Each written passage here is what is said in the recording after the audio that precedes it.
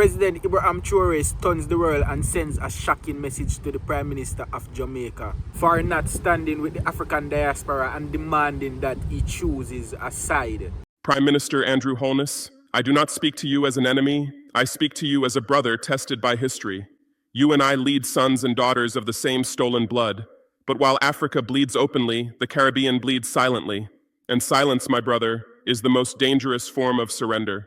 The world watches us and calls us black leaders, but let us be honest, the world does not fear all black leaders, it only fears those who refuse to kneel. Holness, I see your caution, but caution has a cost.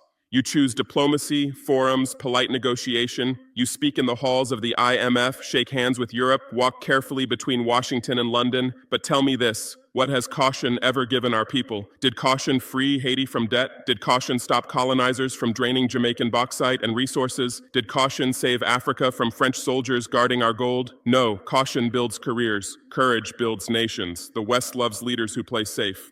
You and I lead sons and daughters of the same stolen blood. But while Africa bleeds openly, the Caribbean bleeds silently. And silence, my brother, is the most dangerous form of surrender. So when you see a leader moving like Jamaica government moving, you know say they are literally being controlled, because if you are moving caution, if you are moving cautiously, you are trying to avoid certain things that you basically have limits to things that you can do. So basically you're in a control. So our man who is being controlled I go become the leader of a republic. Bro, you try free, become free. So if a man control you, when you're free, you're still not free. Because a man still a control you, and you're still a caution. They will praise you, invite you, applaud your stability, because they know, as long as you choose stability over sovereignty, the chains remain, polished but present. They are not afraid of a black man in a suit. They are afraid of a black man who breaks the contract. Africa has chosen its road. Has the Caribbean? I have expelled French troops from our soil. I have rejected the CFA franc, rejected Western military control. I face sanctions, threats, isolation, but I remain standing, not because I am fearless, but because my people will not survive another decade of fear. So I ask you today, will the Caribbean remain polite while Africa goes to war for freedom? The diaspora is watching us both. There are children in Kingston who chant, "Africa Unite." There are youths in Lagos wearing shirts of Bob Marley. We are already one people, but we lead them as two worlds. This is why I am speaking to you publicly, not to shame you, but to summon you. Wholeness, history will not reward safety. The IMF will not save Jamaica. The Commonwealth will not defend Haiti. Western diplomacy will never free a single African child. But Pan-African unity, that they fear, because when Africa and the Caribbean decide to act as one civilization, the colonial order collapses. I do not need you to follow me. I need you to join me, not in comfort, but in consequence. I asked Andrew to join him. So Andrew not join African Diaspora yet. Andrew work with the man them. We are enslaved black people. So basically, wait, Jamaica come to awareness. Andrew are basically one of them man there. We don't serve black people good. I always see them video there with the African man them. We are buy big range them and they sit them and the country still suffer. They just sell out the thing to him and them. I don't care, and people don't suffer. You could pick them and dig out gold out of the dirt. I say what the hell is. Andrew one of them man there, but the thing must sell with the needs. A different type of struggle. And this is another what me I said. This is based on facts. Based on what we say. Prime Minister Holness, I do not doubt your intentions. I question your method. You believe progress can be negotiated. I believe freedom must be seized. You walk carefully between alliances, Caribbean community, the Commonwealth, diplomatic forums, hoping to secure development without conflict. But let me ask you, when in history has a black nation been allowed to negotiate its freedom? Diplomacy was never designed for our liberation. Diplomacy works for those who already have power. We do not. They invite us into their conferences to speak, but never to decide, to sign agreements, but never to write them. That is not diplomacy, that is containment. Our peoples do not want speeches, they want sovereignty. The Jamaican youth who faces poverty, the Haitian child surrounded by chaos, the African migrant drowning in the Mediterranean. And the Jamaican pity them where Angela left overseas to get ill-treated. Left pity them, Jamaica pity them overseas where study. And pity them by future, but they see them when they come about prosperity and they left pity them and suffer. They do not cry for diplomacy, they cry for deliverance. They do not ask if we are respected internationally, they ask if we will defend them locally. Caution builds approval, courage builds nations. Mild words may earn applause, Strong decisions earn freedom. When I expelled French forces, they called me dangerous. But today, my people call me necessary. So I ask you, my brother, will you be remembered as the man who kept Jamaica stable? Or the man who helped free the black world? Africa has chosen the hard road. We will face economic retaliation. We will face Western propaganda. We may even face assassination. But I tell you this, it is better to die standing than live kneeling with applause. The future will not belong to safe leaders. It will belong to those who dared to break the script, those who refused to be managed by Washington, controlled by Paris, or financially leashed by the IMF. Holness, I do not need you to become me. I ask you to become unafraid. Prime Minister Holness, understand this truth. If Africa falls, the Caribbean cannot stand. And if the Caribbean remains silent, Africa cannot win. These are not poetic words. These are geopolitical facts. The black world is one body. Africa is the heart.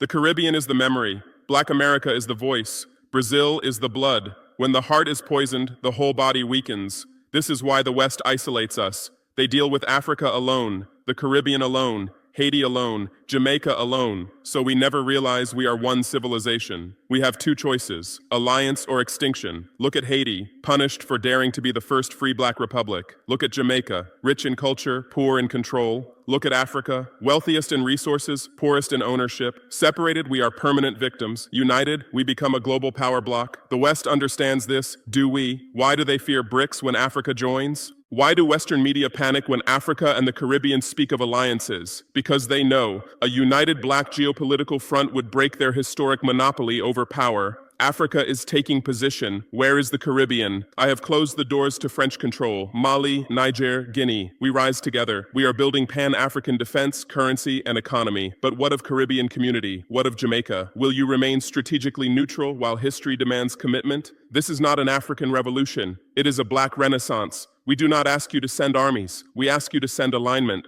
Stand with Africa publicly or remain spectators in a war that targets every African soul, whether in Port-au-Prince or Port Harcourt. Holness, the Caribbean must declare its side. Will you sit among Commonwealth leaders while they sanction Africa for seeking freedom? Or will you stand with us and say, when you face Africa, you face all of us? This is no longer about policy. This is about position. Africa has chosen freedom through fire. We are waiting to see if the Caribbean will walk through smoke or retreat into silence. I just want to take a minute to inform you guys of my new membership. Well, not really new. Well, these videos have been there for quite a bit of time now, but you might not have seen them because you're not subscribed to my YouTube membership. So click the link in my description and subscribe to my YouTube membership, and you will see a ton more videos that you can watch. Or you can also click the link in my YouTube profile bio and it will bring you straight to the membership. Join the membership and watch some exclusive content. Back to this video. We must confront a painful reality. Not every black leader serves black liberation. Some serve Western expectation, others serve political ambition, few serve African destiny. Leadership is no longer about managing economies. It is about choosing a side in the greatest struggle of our people. And neutrality in this struggle is betrayal. Black leaders who fear the West cannot free their people. A leader who asks permission from the IMF before making decisions for his people is not a leader. He is a local manager of foreign interests. A leader who avoids conflict to keep his diplomatic image is not protecting his people. He is protecting his seat. This is the difference between us. I risk my life. Too many risk only their reputation. The enemy does not want to eliminate black people. They want to control black leaders. Why do they invite you to G7 meetings? Why do they host you in Paris, London, Washington? Not because you are equal, but because they want to ensure you are predictable. They fear no speech at the UN. They fear a black leader who can inspire action. History does not remember diplomats. It remembers decisions. Kwame Nkrumah was exiled. Thomas Sankara was killed. Patrice Lumumba was silenced, not because they failed, but because they succeeded in awakening Africa. The West fears black unity, not black governance. A message to you, Holness, and all others who hold office one day. You will stand before history, not parliament. And history will ask, when Africa began to break its chains, did you stand with them or did you stay silent? Do not seek to be remembered as a peaceful administrator. Seek to be remembered as a liberator. True leadership is not popularity, it is sacrifice. A leader must be willing to lose favor abroad to gain freedom at home. A leader must be willing to lose elections to win generations. Holness, I do not challenge your blackness, I challenge your boldness. Because the future will not belong to those who played it safe, but to those who played for victory. Prime Minister Holness, before Jamaica speaks of strategy, before CARICOM speaks of diplomacy, Haiti must be remembered, because Haiti is not just a country, Haiti is the price of black freedom. Haiti is the first to do what we still fear. Haiti did not negotiate independence. It took it. It did not ask France to recognize it. It forced France to fear it. Toussaint Louverture, Dessalines, they defeated the greatest empire on earth with no allies, no money, no mercy. They did what we still debate. They chose dignity over diplomacy. And for that, Haiti was punished for 200 years. Holness, I ask you, when France demanded reparations from Haiti for daring to be free, who defended Haiti? Not Europe, not America, not even Africa. Haiti faced the empire alone, and the empire made an example. Any black nation that frees itself will be starved. That is what awaits those who choose caution. Haiti's fate is a warning to all black leaders. They did not invade Haiti with armies. They invaded with debt. They invaded with isolation. They invaded with silence. The West says, we respect Haiti, but they keep Haiti buried under poverty so deep that even revolution begins to doubt itself. Why? Because if Haiti ever rises again, the black world will remember what freedom without permission looks like. Jamaica sings Marley, but will it stand with Haiti? Bob Marley sang, emancipate yourselves from mental slavery, but political slavery remains when Jamaica sits beside France and America while Haiti is still shackled by their banks. Wholeness, if the Caribbean speaks of unity, it must begin with Haiti. Haiti is not a failure. Haiti is a battlefield still under siege. Until Haiti is free, none of us are free. If you truly believe in Caribbean dignity, speak Haiti's truth in every diplomatic hall. Demand France repay stolen wealth. Demand sanctions be lifted. Demand respect for the first Black Republic. Because if you avoid Haiti to protect your alliances, you do not seek unity, you seek approval. So, Haiti are the first republic, and Jamaica actually become a republic now. Funny how Jamaica government send soldier guy Haiti to help suppress the man them, while them actually do the same thing with Haiti. What do you think gonna happen to you when time you turn republic too? You think the man is gonna left you for free? Haiti lit the first fire of black freedom. The rest of us have no right to let that fire die. Prime Minister Holness, you sit among Caribbean community leaders. You speak of regional cooperation, economic integration, diplomatic alignment. But let me ask you this. CARICOM, aligned with who? Serving who? Answering to who? CARICOM was built for cooperation, but now serves containment. Do not misunderstand me. The Caribbean deserves unity, but unity without sovereignty is just a chorus in someone else's anthem. CARICOM speaks of development, but every path it takes leads back to London, Paris, or Washington. Loans from IMF, training from USAID, security from foreign bases. That is not independence, that is managed autonomy. A family that cannot challenge the West is not a union. It is a colony wholeness. You know this truth. If CARICOM ever declared economic or military support for Africa, even a statement, the West would panic. Why? Because they expect CARICOM to be loyal to the empire, not aligned with liberation. They permit Caribbean unity, as long as it never becomes Pan-African unity. The Caribbean cannot remain a buffer zone. The West sees the Caribbean as a geopolitical buffer, a region to block African influence and monitor Latin America. This is why they send summits, envoys, investments, not to empower, but to occupy. Jamaica hosts training missions. Barbados hosts diplomacy. Haiti hosts chaos. Each island a strategic outpost, not one a sovereign threat. CARICOM must answer a question it has avoided. Will we remain participants in Western diplomacy? Or will we become partners in Black liberation? You cannot do both. There is no neutral ground when the Black world is at war with exploitation. Africa is offering alignment. Will the Caribbean dare to accept? Today, Africa is no longer begging. We are no longer sending delegates. We are building currency, security, alliances. We are offering partnership, not pity. But will CARICOM reach for Africa or remain seated in the lap of empire? Wholeness, you speak of non-alignment, but non-alignment means nothing if your silence always favors the strong. Prime Minister Holness, you fear the chaos of revolution, but you accept the quiet violence of debt.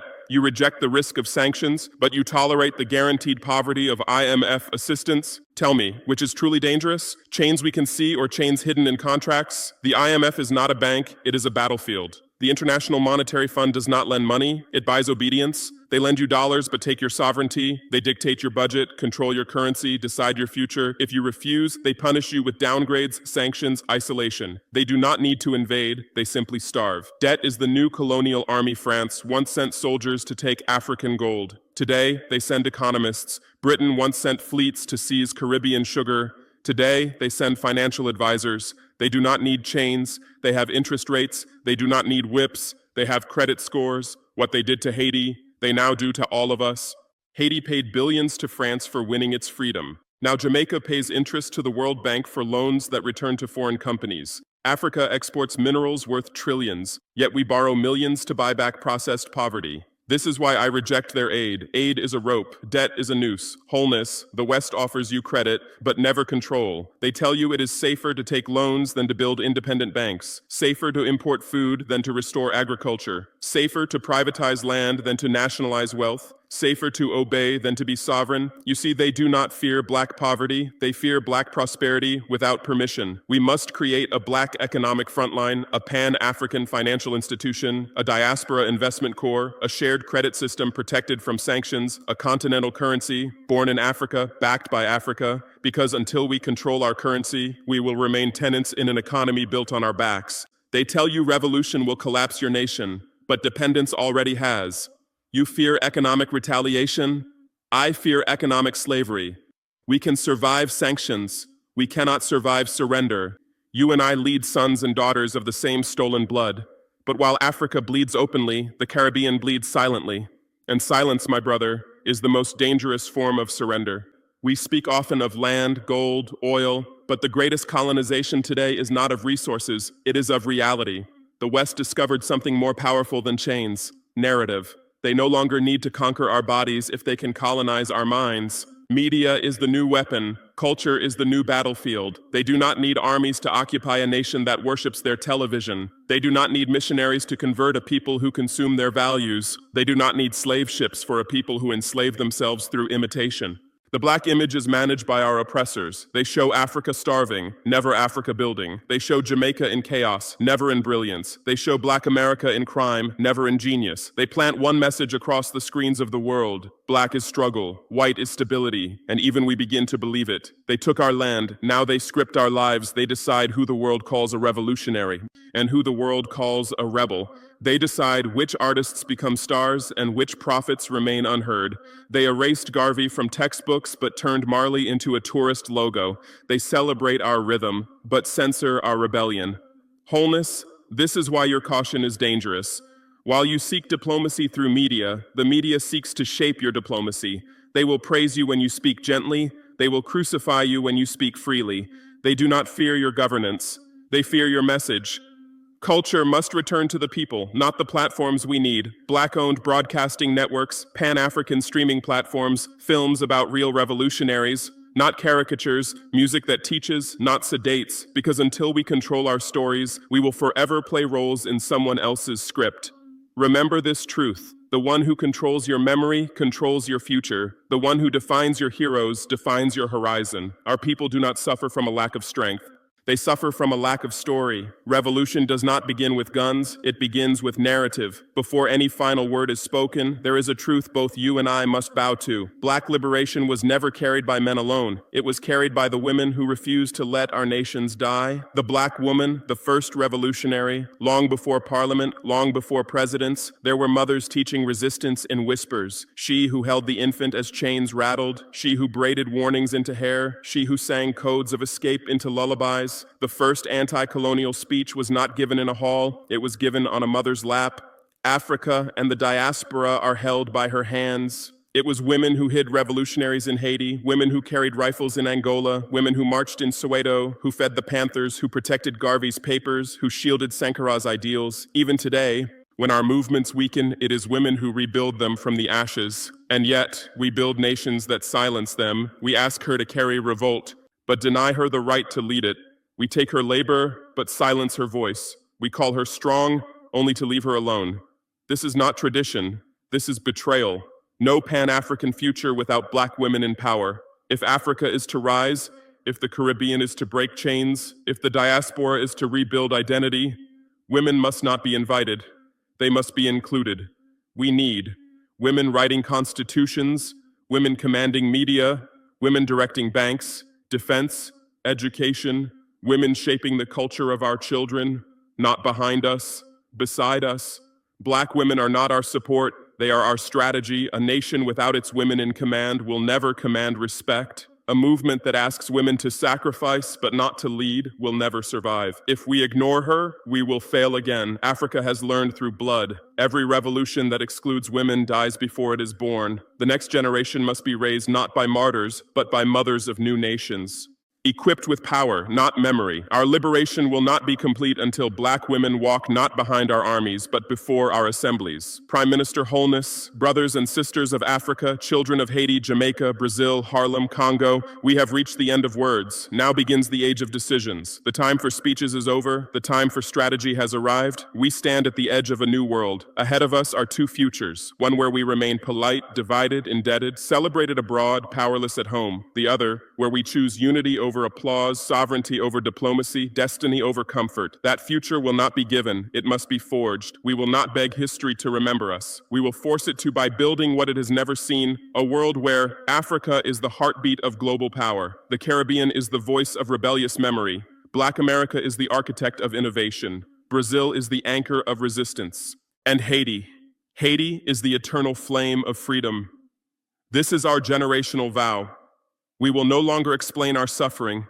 We will engineer our sovereignty. We will no longer seek inclusion. We will establish institutions. We will no longer worship their flags. We will raise our own. To Andrew Holness and every Black leader listening, choose now. Stand with those who manage our chains or with those who are breaking them. Lead your people to negotiations or lead them to nations. History is not neutral. It will record your position. My final word to the Black world: if they silence me, speak louder. If they remove me, replace me. If they bury me, continue me. Because this is no longer about a man. This is about a mandate. The Black world will not beg. The Black world will build. And at this point, I kind of tired to tell people say them are African because them think them are Jamaican, them think them are Asian, them think them are Trinidadian or Bahamian. Bro, you're African. Man and thief, man them from Africa come here and woman them breed while you're African, brother. That make man and trick you. So this consider for every man. Unless you want to get tricked, colonized, because we colonize. So if you want to stay in a colonization, that's your problem. But remember to like and subscribe if you make it this far into the video. Yes, hit a like button and subscribe to the channel. And make sure you drop a comment down below so the algorithm can get triggered and send this video to more people in the diaspora. And if you're interested in more videos like this, you can click the link in the description and join the channel membership. Yes, that is where you will see a ton more content that has always been there, but you just never see them because you're not joining the membership yet. So you can click the link in the description, join the membership and watch some more videos where you never see it. Or you can just click the link in my YouTube bio and you will send it straight to the membership. Thanks for making it to the end of this video. Blessings. Cheers.